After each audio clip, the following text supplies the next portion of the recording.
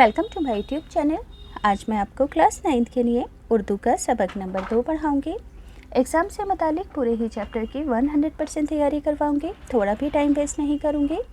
Syllabus और course के according ही पूरे ही चैप्टर के एग्ज़ाम के लिए बहुत अच्छी सी तैयारी करवाऊँगी। तो बच्चों, बिना टाइम वेस्ट किए पढ़ना स्टार्ट करते हैं। सबक नंबर 2 का नाम है बहादुर शाह का हाथी और इसके मुसन्निफ़ हैं मीर बाकिर अली दहलवी। अब जैसा कि आप सभी जानते हैं कि एग्ज़ाम में किसी भी मुसन्निफ़ या शायर का तारुफ़ आपसे ज़रूर पूछा जाएगा, तो सभी बच्चे इस तरफ ध्यान देंगे। सबसे पहले हम मुसन्निफ़ के तारुफ़ को समझेंगे। मीर बाकिर अली दहलवी, इनकी पैदाइश 1928 में हुई।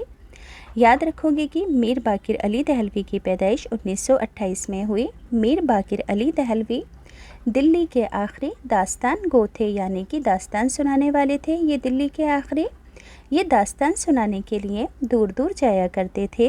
राजाओं और नवाबों के दरबार में भी दास्तान सुनाने के लिए बुलाए जाते थे। ये रियासत पटियाला में दास्तान सुनाने के लिए मुलाजिम भी रहे, यानी कि इन्होंने दास्तान सुनाने के लिए पैसे लेकर मुलाजमत के रूप में दास्तान सुनाने का काम किया रियासत पटियाला में। फिर ये पटियाला से दिल्ली आ गए। दिल्ली में इमली की पहाड़ी पर इनका घर था। जब बच्चों सिनेमा का रिवाज बहुत ज़्यादा बढ़ गया तो दास्तान सुनाने का रिवाज कम हो गया, जिसकी वजह से इनकी उम्र का आखिरी हिस्सा गरीबी में बसरा। दास्तान गोई इन्हें विरसे यानी कि विरासत में मिली थी, यानी कि अपने ख़ानदान से विरासत के रूप में मिली थी। और ये अपने नाना मीर पेड़ा के शागिर्द थे, यानी कि स्टूडेंट थे अपने नाना के। दास्तान सुनाने का फ़न इन्होंने अपने नाना से सीखा था।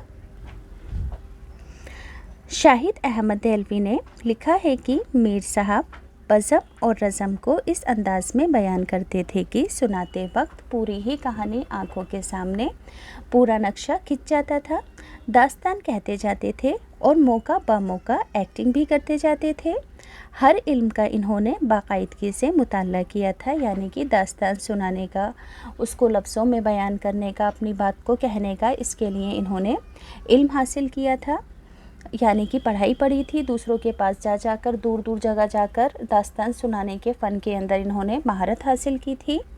बुढ़ापे में नाकदरी और कसम पुरसी के हाथों मीर साहब को बड़ी तकलीफ़ उठानी पड़ी थी, क्योंकि इनकी ज़िंदगी का आखिरी हिस्सा मुफलिसी में बीता था। मीर बाकिर अली ने पाजी पड़ोस गाड़े खाने मलमनजान को तलाक दे दी और मौला बख्श नाम के से किताबें भी लिखी हैं। याद रखोगे कि मीर बाकिर अली ने पाजी पड़ोस गाड़े खाने मलमल जान को तलाक दे दी और मौला बख्श हाथी के नाम से भी किताबें लिखी हैं। अब बच्चों, मैं आपको इस पूरे ही चैप्टर को पढ़कर सुनाती हूँ ताकि एग्ज़ाम से मुताल्लिक हर पॉइंट अच्छे से आपके जहन में रहे। तो सबक का नाम है बहादुर शाह का हाथी। तो आप इस चैप्टर में बहादुर शाह के एक ख़ास हाथी के बारे में पढ़ोगे।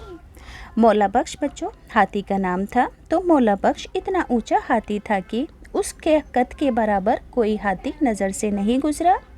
जब उस हाथी पर अम्मारी कसती जाती थी, अम्मारी कहते हैं बच्चों हाथी के ऊपर जो चकोर चकोर सीट बंधी होती है, उसको अम्मारी कहते हैं। तो जब उस हाथी पर अम्मारी कसती जाती थी तो वो दिल्ली के किसी भी दरवाजे से निकल नहीं पाता था, यानी कि वो अम्मारी कसने के बाद बहुत ऊंचा हो जाता था। वो चारों घुटने टेक कर शहर से बाहर जाता था और इसी तरह अंदर दाखिल होता था नीचे झुककर।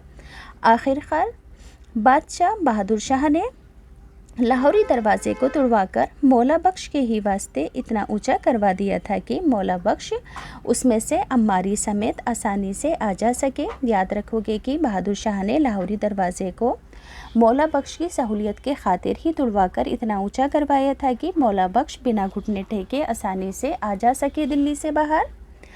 अकबर शाह सानी के ज़माने में एक सौदागर मौला बख्श हाथी को लाया था। उसके फेलबान कहते हैं महाबत, यानी कि महाबत बुखारा के एक सैयद थे।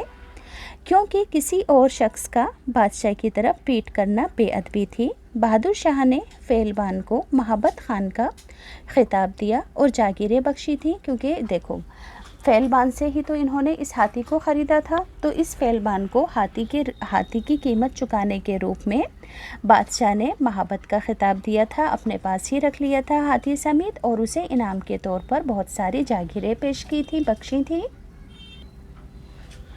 आगे है एक रोज़ मौला बख्श मस्ती में आकर बेकाबू हो गया। सैयद साहब को गाफिल पाकर उसने उन्हें सूंड में लपेट लिया। फिर उसने उनकी एक टांग अपने पाँव के नीचे दाबकर और एक सूंड में पकड़कर उन्हें जिंदा चीर डाला। सैयद साहब की बीवी का एक नन्हा सा बच्चा 2-1.5 बरस का उसकी गोद में था। बीवी की गोद में था 1.5-2 बरस का बच्चा उस टाइम पर। बेचारी खाविंद के गम में रोती पीटती आई और अपने बच्चे को मौला बख्श के आगे डालकर कहा, ले मुए, इसको भी मार डाल। उस वक्त तक मौला बख्श की मस्ती उतर चुकी थी। उसने बच्चे को सूंड में पकड़कर अपनी गर्दन पर बिठा लिया। उस रोज़ से ये बच्चा मौला बख्श के साथ रहता। बच्चे के सामने मौला बख्श से जो कहो वो फ़ौरन करता और जहाँ ये बच्चा मौला बख्श की आंखों से ओझल हो जाता तो मौला बख्श ने दंगा करना शुरू कर दिया। यानी कि मौला बख्श को ये बच्चा बहुत ज़्यादा प्यारा हो गया था। ये इस बच्चे के बिना नहीं रहता था, जो कि महावत का बच्चा था, जिसे मौला बख्श ने बेकाबू होकर मार डाला था। इस बच्चे का नाम रहमत अली था। जब रहमत अली बड़ा हुआ तो उसकी हम उम्र बच्चे उसके साथ खेलने को आते। अगर किसी बच्चे ने सैयद साहब से कहा कि यार गन्ना नहीं खिलवाते, तो सैयद साहब मौला बख्श से कहते कि मौला बख्श हमारे यार को यारी दो। यानी कि रहमत अली कहता मौला बख्श से। तो मौला बख्श गन्ना छील कर जिस बच्चे को सैयद साहब कह देते दे दिया करते थे। मौला बख्श पर सवारी करने और गन्नों के लालच से लड़के तमाम दिन वहीं जमा रहते। कोई लड़का कहता मौला बख्श यार चड्डी दिलवाओ, तो ये अपनी सूंड पर या पाँव को टेढ़ा करके उस लड़के को अपने ऊपर बिठा लेता। जब लड़के ज़्यादा होते और उनमें से कोई कहता मौला बख्श यारी आवे, तो मौला बख्श गन्ना छील कर सूंड में ले लेता और तमाम लड़कों की नज़र बचाकर उस लड़के पर गन्ना फेंक दिया करता था। जब चढ़कटा यानी कि मौला बख्श को रोटी खिलाने वाला मौला बख्श को रोटी देता तो वो हर निवाले में से एक किनारा रोटी का अपनी बात से बाहर निकाल देता। जो भी लड़का पास खड़ा होता दौड़कर उस टुकड़े को पकड़ लेता था। हाथी की रोटी 2-3 इंच मोटी होती है। बच्चा उसको जोर करके तोड़ता और मरोड़ता। गर्ज ये 1000 दिक्कतें। जब टुकड़ा उसके हाथ में आ जाता और बच्चा वो टुकड़ा लेकर भाग जाता, उस वक्त मौला बख्श वो निवाला खाता था। यानी कि वो मौला बख्श बच्चों को दिए बिना रोटी नहीं खाता था। निवाले में से जब तक कोई बच्चा टुकड़ा ना ले लेता वो रोटी ना खाता था। लड़कों से मौला बख्श का बड़ा पक्का याराना था। जहाँ किसी लड़के ने मौला बख्श से कहा कि मौला बख्श निक्की आवे, मौला बख्श अपना एक पाँव उठा लेता और वही लड़का जब घुटने की कहता तो मौला बख्श अपना पाँव ज़मीन पर रखता था। अगर फेल खाने के किसी आदमी ने बच्चों को धमकाया और वो निक्की मांगकर चले गए तो मौला बख्श उसी तरह अपना पाँव खड़े पाँव को खड़े किए ही रहता। हर चंद सैयद साहब कहते कि वो बच्चा था चला गया, लेकिन मौला बख्श नहीं सुनते थे। जब उस लड़के को दोबारा वापस बुलाया जाता था और वही लड़का कहता कि मौला बख्श घुटने की, तब जाकर वो अपना पाँव ज़मीन पर रखता था, वरना ऐसे ही पैर ऊपर करके खड़ा रहता था। फिर उस लड़के को वापस बुलाना पड़ता था और जब वो कहता था घुटने की, तो तब जाकर मौला बख्श अपने पैर को नीचे रखा करते थे। मौला बख्श जब अपने गन्ने लाता और बाज़ार में कोई लड़का कहता कि मौला बख्श निक्की आवे, तो मौला बख्श फ़ौरन अपना एक पाँव उठा लेता। चिरकटा हर चंद कहता था बेटा चल, लेकिन क्या मजाल ये जो कि आगे सरक जाए। जब तक घुटने की वही लड़का ना कहे मौला बख्श टस से मस ना होता था। एक रोज़ फेलबाल ने बादशाह से अर्ज़ की कि हजूर मौला बख्श तमाम गन्ने और रातिब की रोटियां बांट देता है। पहरेदार को हुक्म दे दिया जाए कि कोई लड़का इसके पास ना आए। चुनांचे बादशाह ने हुक्म दे दिया। सुबह को जब मामूल के मुताबिक हस्बे मामूल मौला बख्श ने लड़कों का इंतज़ार किया। जब कोई लड़का ना आया तो मौला बख्श ने गन्ने ना खाए, शाम को रातिब ना खाए, यानी कि अपना खाना रोटियां नहीं खाईं, पानी भी ना पिया। दूसरा रोज़ गुजरा। फेलबान ने हर चंद कहा बेटा रोटी खा ले, लेकिन मौला बख्श ने कुछ ना खाया। जब तीसरा रोज़ हुआ तो फेलबान को ख्याल हुआ कि ये तो मर जाएगा अगर ना खाएगा। मजबूरन बादशाह के पास गया और अर्ज़ किया कि हजूर, मौला बख्श ने 3 रोज़ से कुछ नहीं खाया।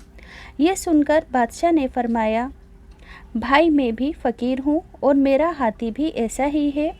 खुदा ने हमको इस वास्ते दिया कि बाँट कर खाएं। पहरेदारों पर हुक्म दिया गया कि लड़कों को ना आने से रोका जाए। गर्ज जब लड़के आए तो मौला बख्श ने रातीब और गन्ने बांटकर खाने शुरू कर दिए। मौला बख्श जब बादशाह के रूबरू आता तो दोनों घुटने टेक कर, यानी कि जब मौला बख्श बादशाह के सामने आता तो दोनों घुटने टेक कर और सर झुकाकर सलाम करता था। उसकी मस्तक यानी कि उसकी चाल इतनी बुलंद थी कि सैयद साहब ऊपर बैठे हुए दिखाई नहीं देते थे और जब बादशाह सवार होते तो निहायत अदब से सरंगू चलता था, यानी कि बहुत अदब से चलता था, यानी कि उसे बादशाह का एहतराम करना आता था हाथी को। तो बच्चों, ये सबक किसने लिखा है? मीर बाकिर अली दहलवी के ज़रिए लिखा गया है। अब इस चैप्टर के अल्फाज मायने हैं, क्योंकि अल्फाज मायने भी एग्ज़ाम में ज़रूर आते हैं। तो अम्मारी कहते हैं, हाथी की पीठ पर एक कुर्सी बांधी जाती है जिस पर आदमी बैठ जाते हैं, उसे अम्मारी कहते हैं। माँ कहते हैं सात को। रातिब यानी कि जानवर का खाना। फेल कहते हैं हाथी को। जागिर कहते हैं बादशाह की तरफ से अता की गई ज़मीन। गाफिल कहते हैं बेखबर को। सरंगू कहते हैं सर झुकाए हुए। तो बच्चों, मैंने आपको ये पूरा ही चैप्टर पढ़कर सुना दिया है। अब इस सबक का खुलासा या किसी भी सबक का खुलासा आपसे अपने लफ्ज़ों में लिखने के लिए ज़रूर पूछा जाएगा। तो इस सबक का खुलासा आप एग्ज़ाम में किस तरीके से लिखोगे, मैं पढ़कर सुनाती हूँ। सभी बच्चे इस तरफ ध्यान देंगे, ध्यान से सुनेंगे। मीर बाकिर अली दहली के मशहूर दास्तान गो थे। इन्होंने इस सबक में बहादुर शाह ज़फ़र के हाथी मौला बख्श के बारे में बताया है। मौला बख्श आम हाथियों से ज़्यादा ऊंचा था। जब उस पर अम्मारी कसती जाती थी तो ये दिल्ली के किसी भी दरवाजे से निकल नहीं पाता था, बल्कि उसे चारों घुटने टेक कर ही शहर से बाहर जाना पड़ता था। इसी वजह से बहादुर शाह ज़फ़र ने लाहौरी दरवाज़ा को तुड़वा कर ऊँचा करवा दिया था। अकबर शाह सानी के ज़माने में बहादुर शाह ज़फ़र ने एक फेलबान से इस हाथी को ख़रीदा था, जो कि बुखारा का रहने वाला था फेलबान। एक दिन मौला बख्श मस्ती में बेकाबू हो गया और उसने अपने फेलबान यानी कि सैयद साहब को सूंड में उठाकर 2 टुकड़े कर डाले। सैयद साहब की बीवी रोती पीटती सामने आई और अपने 2 साला बेटे को हाथी के सामने डालकर बोली, मुए इसको भी मार डाल। मौला बख्श को होश आ चुका था अब तक। उसने बच्चे को सूंड में उठाकर अपनी पीठ पर बिठा लिया। उस रोज़ से ये बच्चा मौला बख्श की आंखों का तारा बन गया। जब रहमत अली बड़ा हुआ तो उसके हम उम्र रहमत के साथ खेलने आते थे। तो जब रहमत अली मौला बख्श से कहता कि मौला बख्श हमारे यार को यारी दो, तो मौला बख्श गन्ना छीलकर बच्चे की खिदमत में पेश कर देता। मौला बख्श की रोटी 2-3 इंच मोटी होती थी। जब तक कोई बच्चा उस रोटी में से निवाला ना लेता था वो उसे तब तक नहीं खाता था। एक बार मौला बख्श को बच्चों से दूर कर दिया गया तो उसने 3 रोज़ तक खाना नहीं खाया। मौला बख्श जब बादशाह के सामने आता था तो अदब से सर झुका लेता था।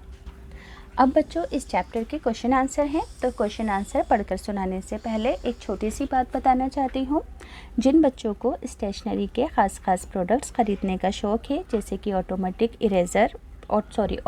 शॉर्पनर, नीडेबल इरेज़र, अलग अलग तरह की पेंसिलें, शॉर्पनर, बहुत अच्छी एसेसरीज़, तो बच्चों ये सभी चीज़ें आपको ऑफ़लाइन नहीं मिलेंगी। अगर मिलेंगी भी तो बहुत ज़्यादा कीमत और कमीशन पर मिलेंगी। तो इन सब चीज़ों का लिंक मैंने डिस्क्रिप्शन में डाला है, आप वहां से जाकर ख़रीद सकते हैं। अपने दोस्तों को, अपने भाई बहनों को गिफ्ट भी कर सकते हैं।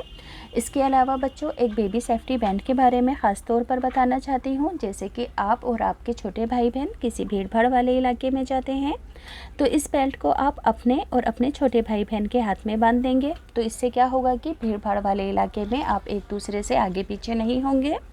तो ये बेल्ट आपको ऑफ़लाइन कहीं पर भी नहीं मिलेगी। इसका लिंक मैं डिस्क्रिप्शन में डाल दूँगी, आप वहाँ से जाकर अपने छोटे भाई बहनों की सेफ्टी के लिए इस बेल्ट को ख़रीद सकते हो। तो आप पढ़ना स्टार्ट करते हैं।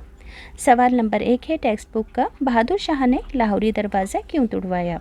तो बहादुर शाह ने लाहौरी दरवाज़ा इसलिए तुड़वाया ताकि उसे ऊंचा किया जा सके और उसमें से मौला बख्श बगैर घुटने टेके दहली से बाहर जा सके और आ सके। अगला सवाल, मौला बख्श के पास बच्चे क्यों आते थे? तो मौला बख्श के पास बच्चे गन्ना खाने और हाथी की सवारी करने के लालच में आया करते थे। अगला सवाल है, हाथी की रोटी कैसी होती थी? हाथी की रोटी 2-3 इंच मोटी होती थी। अगला सवाल है, मौला बख्श ने खाना क्यों बंद कर दिया था? तो एक बार बादशाह के हुक्म से बच्चों को मौला बख्श के पास से ना आने से रोक दिया गया था, जिसकी वजह से मौला बख्श ने 3 दिन तक ना कुछ खाया था और ना कुछ पिया था। अगला सवाल, बादशाह और मौला बख्श में कौन सी बातें मिलती जुलती थी? तो बादशाह और मौला बख्श दोनों ही मिजाज के एतबार से दरवेश थे, दोनों दूसरों को बांटकर ही खाते थे। अब है फिलअप्स इस चैप्टर की, तो ध्यान से सुन लेंगे। मौला बख्श चारों घुटने टेक कर शहर से बाहर जाता था। फेलबान बुखारा के एक सैयद थे। एक रोज़ मौला बख्श ने मस्ती में आकर सैयद साहब को मार डाला। मौला बख्श ने इस बच्चे को अपनी गर्दन पर सूंड में पकड़कर बिठा लिया। अब अगला सवाल है इस चैप्टर का ग्रामर से रिलेटेड मुहावरों का जुमलों में इस्तेमाल। आँख से ओझल होना यानी कि मोहब्बत कम हो जाना। तुम अमेरिका जा रहे हो, आँख से ओझल ज़रूर हो रहे हो मगर दिल से दूर ना हो जाना। टस से मस ना होना यानी कि राज़ी ना होना। इसे मैंने बहुत समझाया मगर वो टस से मस ना हुआ।